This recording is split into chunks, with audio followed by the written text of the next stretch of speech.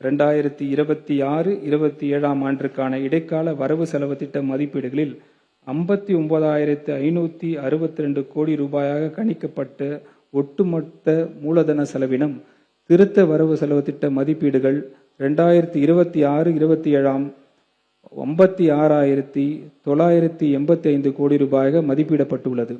நிகர கடன்கள் மற்றும் முன்பணங்கள் உள்ளிட்ட மாநிலத்தின் மொத்த மூலதன ஒதுக்கீடு திருத்த வரவு செலவு திட்ட மதிப்பீடுகள் 2026-27 66,060 கோடி ரூபாயாக மதிப்பிடப்பட்டுள்ளது.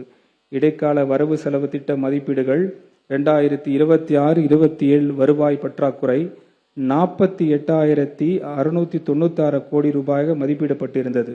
வருவாய் வரவுகள் மிகப்படுத்தி காட்டியிருந்தாலும் வருவாய் செலவினத்தை குறைவாக மதிப்பு இட்டதன் மூலம் இது குறைந்து மதிப்பிடப்பட்டுள்ளது என்பது குறிப்பிடத்தக்கது. எனவே திருத்த வரவு செலவு திட்ட மதிப்பீடுகள் 2026-27 வருவாய் பற்றாக்குறை 55,775 கோடி ரூபாயாக இருக்கும் என மதிப்பிடப்பட்டுள்ளது.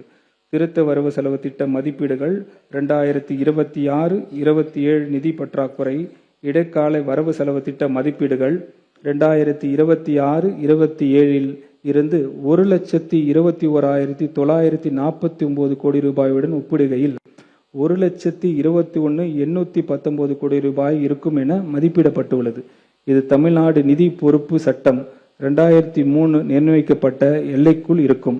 மாநிலத்தின் ஒட்டுமொத்த நிலுவு கடன் பொறுப்புகள் 2026-27 ஆண்டு இடைக்கால வரவு செலவு திட்ட மதிப்பீடுகளில் மதிப்பிடப்பட்டிருந்த 10,99,458 கோடி ரூபாயுடன் ஒப்பிடுகையில் 2026-27 ஆண்டு திருத்த வரவு செலவு திட்ட மதிப்பீடுகளில் 10,98,768 கோடி ரூபாயாக மதிப்பிடப்பட்டுள்ளது.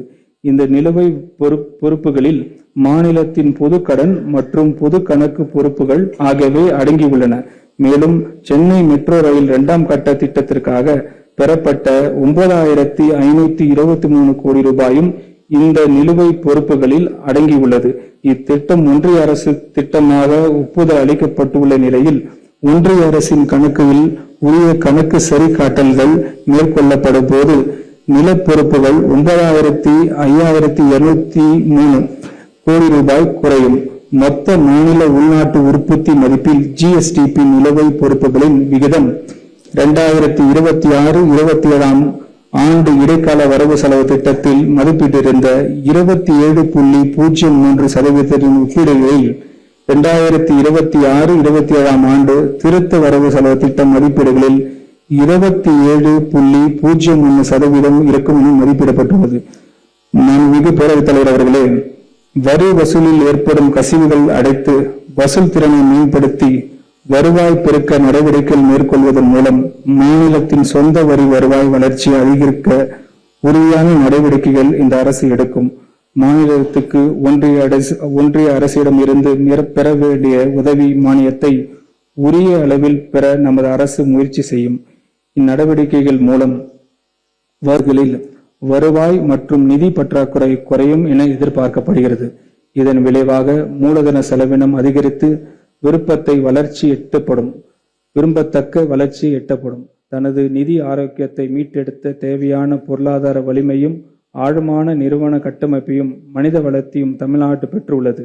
நிதி சிக்கலை துல்லியமாக புரிந்து கொண்டு செயல்படும் இந்த அரசு முறையான வருவாய் திரட்டல், நேர்த்தியான செலவினை மேலாண்மை, தூய்மையான ஊழலற்ற நல்லாட்சி ஆகியவற்றின் மூலம் அவற்றை தீர்க்க உறுதி பூண்டுள்ளது.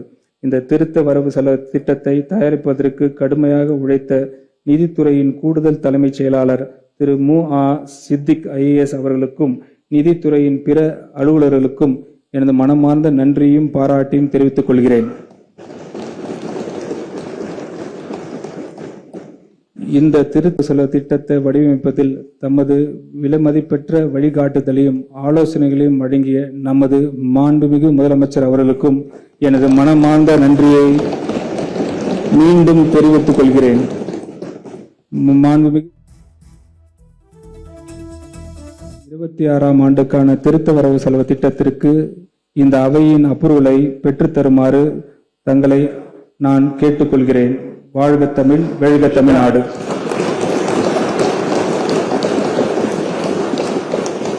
பேரவையின் இன்றைய நிகழ்ச்சிகள் இத்துடன் முடிவுற்றன. பேரவை மீண்டும் நாளை காலை 9:30 மணிக்கு கூடும். வணக்கம்.